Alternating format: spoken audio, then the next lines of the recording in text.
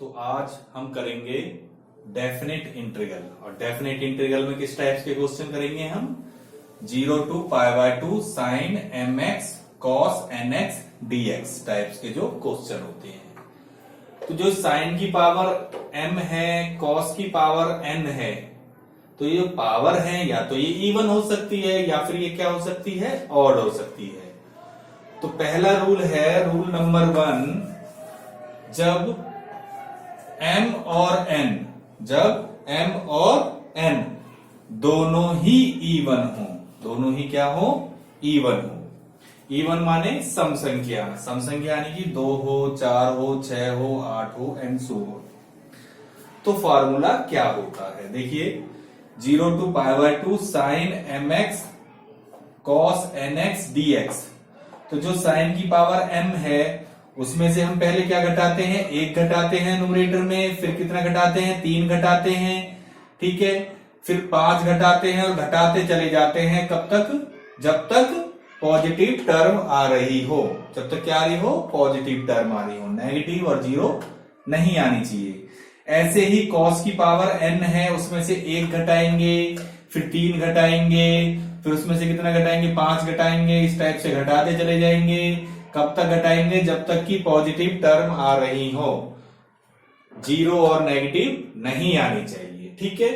उसके बाद हम क्या करते हैं, उसके बाद हम दोनों पावरों को जोड़ लेते हैं। यहां जैसे दोनों पावर हमने जोड़ लिए, दोनों पावरों का सम, फिर दोनों पावरों के सम को लिखते हैं एक बार, फिर दोनों पावरों के सम में से हम कितना घटाते हैं, 2 घटाते हैं, फिर दोनों पावरों का जो सम आया हुआ उसमें से 4 घटाते हैं, फिर दोनों पावरों के सम में से 6 घटाते हैं, और इस टाइप से घटाते चले जाते हैं जब तक कि पॉजिटिव टर्म आ रही हो, जीरो और नेगेटिव नहीं आनी चाहिए।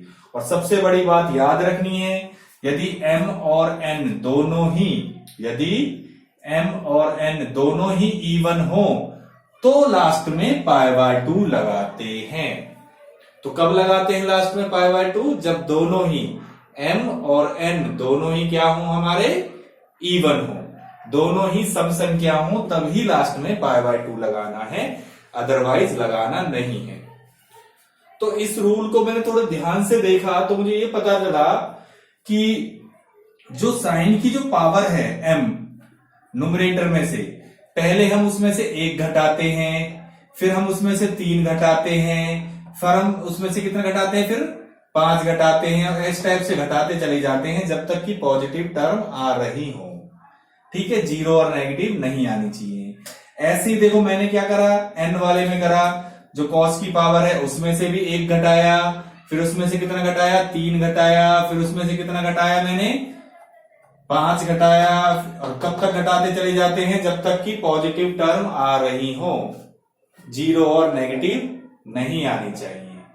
और न्यूमरेटर में हमने क्या करा, न्यूमरेटर में पहले दोनों पावरों का जोड़ लिया हमने, जो दोनों पावरों का योग आ रहा था, तो दोनों पावरों का सम आ रहा था, पहले उसे लिखते हैं, पावर के सम को पहले लिखते हैं, ठीक है, सम माने जोड़ना, पहले पावरों का सम जोड़ दिया हमने, फिर जो दोनों पावरों का जोड़ आ रहा है, दोनों पावरों का जो टोटल आ रहा है, ठीक है, उसमें से 2 घटाते हैं, फिर दोनों पावरों के सम में से कितना घटाते हैं, 4 घटाते हैं, ठीक है, और फिर 6 घटाते हैं, और कब तक घटाते हैं, जब तक कि पॉजिटिव टर्म आ रही हो।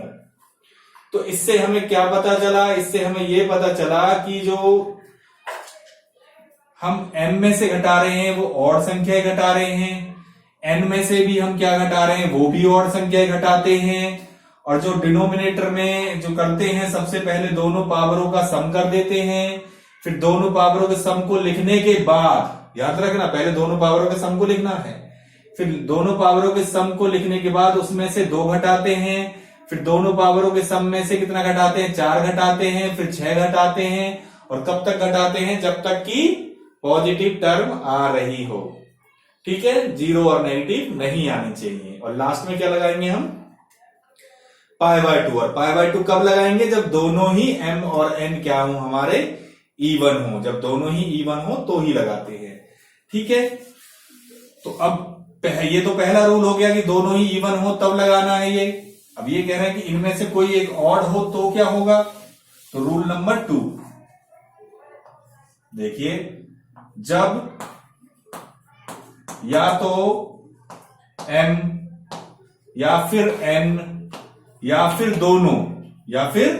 दोनों आर ऑड, या फिर दोनों ही क्या हो, ऑड हो, या तो एक m ऑड हो या n ऑड हो या दोनों ही ऑड हो।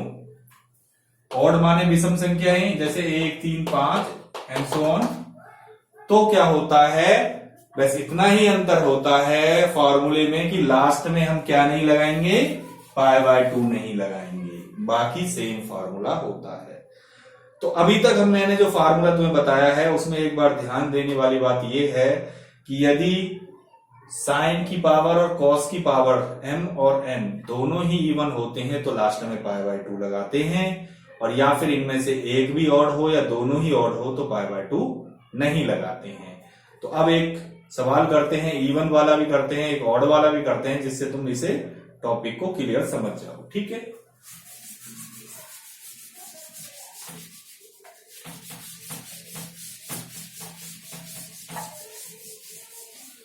देखिए पहला क्वेश्चन है 0 to π/2 sin 4x cos 2x dx। ठीक है,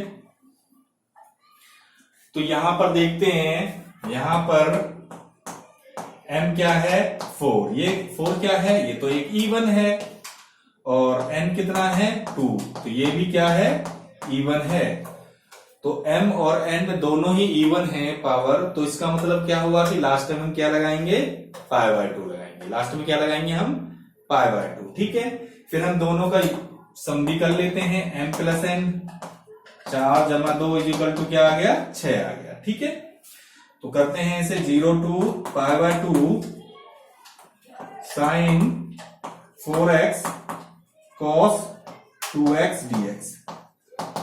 तो न्यूमरेटर में सबसे पहले हम क्या करते हैं, न्यूमरेटर में से जो m की पावर होती है उसमें से घटाते हैं ऑड पावरों को। ठीक है, ऑड नंबर को घटाते हैं। ठीक है, तो पहले 4 में से क्या घटाएंगे, ऑड क्या है, 1 घटा दिया, फिर 4 में से क्या घटाओगे तुम, 3 घटा दिया, फिर 4 में से 5 घटाओगे, तो 4 में से 5 घटाओगे तो क्या हो जाएगा, यदि मैं 4 में से 5 घटा देता हूं तो ये तो नेगेटिव वैल्यू आ जाएगी, और मैंने क्या कहा था, हम पॉजिटिव तक ही जाना है। ठीक है, 0 और नेगेटिव नहीं आनी चाहिए, इसका मतलब हम जो है 4 में से 3 तक ही घटाएंगे।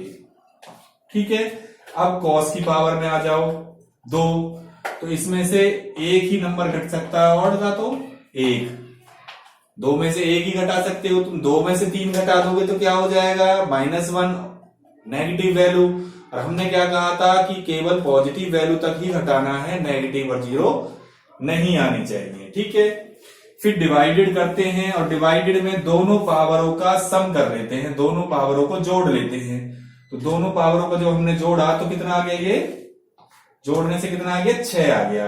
तो पहले तो 6 लिख दिया, फिर उस जो दोनों पावरों का सम 6 आया था, फिर पहले तो उस पावरों के सम को लिख देते हैं, फिर उस पावर के सम में से कितना घटाते हैं, 2 घटाते हैं, फिर कितना घटाते हैं, 4 घटाते हैं, फिर कितना घटाओगे, 6 नहीं घटा सकते। क्यों नहीं घटा सकते, क्योंकि 0 हो जाएगा। मैंने तुम्हें क्या बताया था कि हमारी जो वैल्यू है वो पॉजिटिव तक ही आनी चाहिए, नेगेटिव और 0 नहीं आनी चाहिए, क्योंकि दोनों इवन है, इसीलिए लास्ट में क्या लगाऊंगा मैं, π/2, क्या लगाऊंगा, π/2। ठीक है, तो अब इसे सिंप्लीफाई कर लेते हैं, तो ये कितना आ गया, 3 × 1 × 1 डिवाइडेड बाय 6 × 4 × 2 × π/2।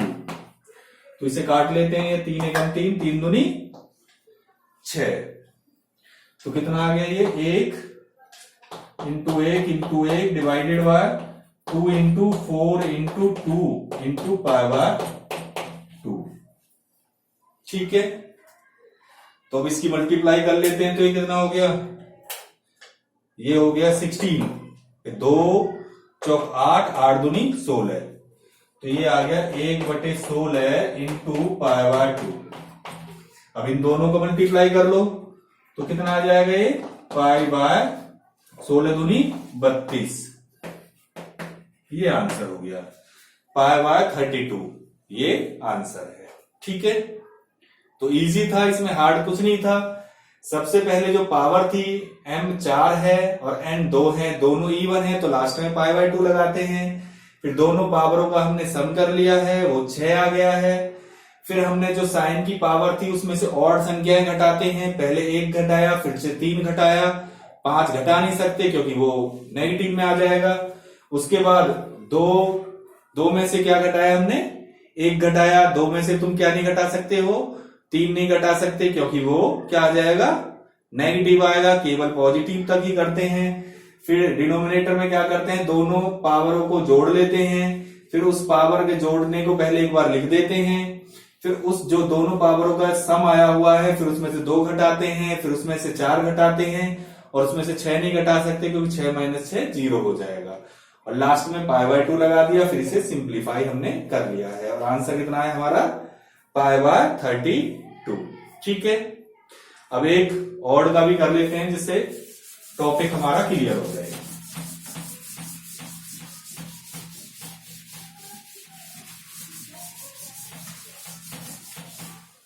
देखो 0 to pi by 2 sine 5x cos 3x dx। ठीक है, तो यहां पर m कितना है 5, ये तो विषम संख्या एक ऑड है, और n कितना है हमारा, n है 3, ये भी ऑड है। दोनों विषम संख्याएं हैं, तो दोनों यदि ऑड संख्याएं होती हैं तो क्या नहीं लगाते, लास्ट में पाई बाय 2 नहीं लगाते। कोई एक भी ऑड होती तो भी नहीं लगाते हैं, जब दोनों इवन होती है तो ही पाई बाय 2 लगाते हैं। ठीक है, तो उसके बाद हम क्या करेंगे, m प्लस n दोनों पावरों को जोड़ भी लेते हैं, 5 जमा 3 इक्वल टू 8 आ गया।